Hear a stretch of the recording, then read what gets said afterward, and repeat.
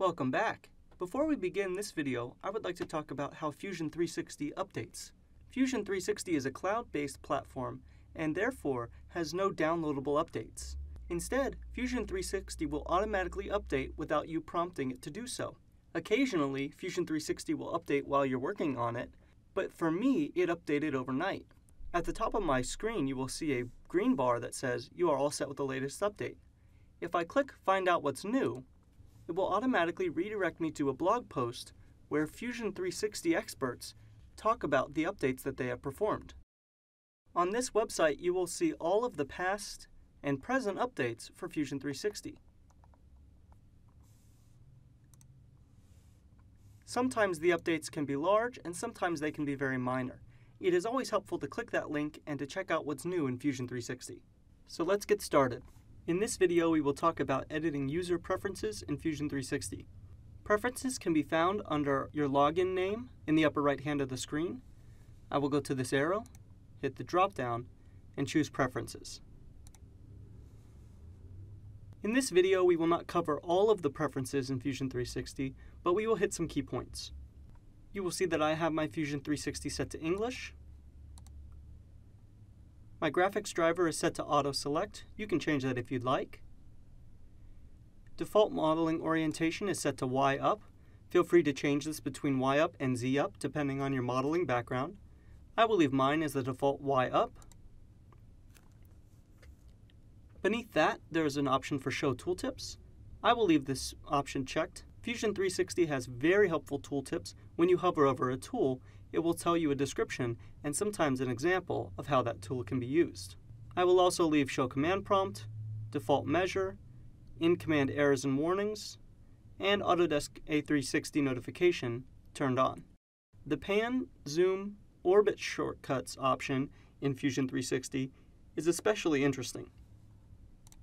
You can change this option depending on which program you came from, and Fusion will automatically update its settings to reflect how that program works. So if you're coming from Alias, Inventor, or SolidWorks, you can change this option to get a very similar feel in navigating and working in Fusion. I will leave mine as the default, and I will leave my default orbit to constrained orbit. If I go over to Design under the General tab, we can see some more preferences.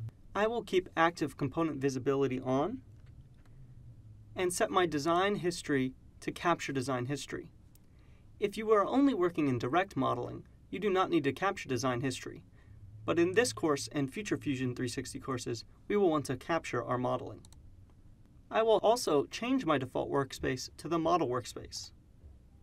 For now, let's keep Allow 3D sketching of lines and splines unchecked. This is a helpful option when working on advanced models, but for basic models, it is sometimes discouraging if your sketches snap to 3D geometry. I will leave the rest of these options checked, and I will go down to Default Units. You can see that Default Units has different options for design, CAM, and simulation. This is helpful if you are designing in millimeters or inches, and then changing your units when you are going to a CAM or simulation. I will leave mine as millimeters, millimeters, and I will leave the default simulation set. Finally, if we go over to Preview,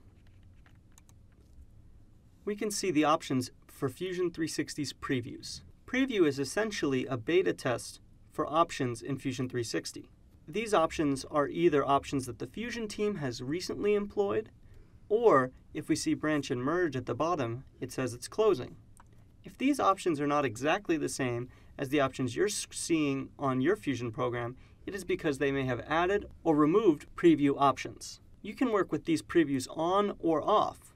Working with them on helps the Fusion team develop Fusion 360, but you do not need to feel pressured to do so.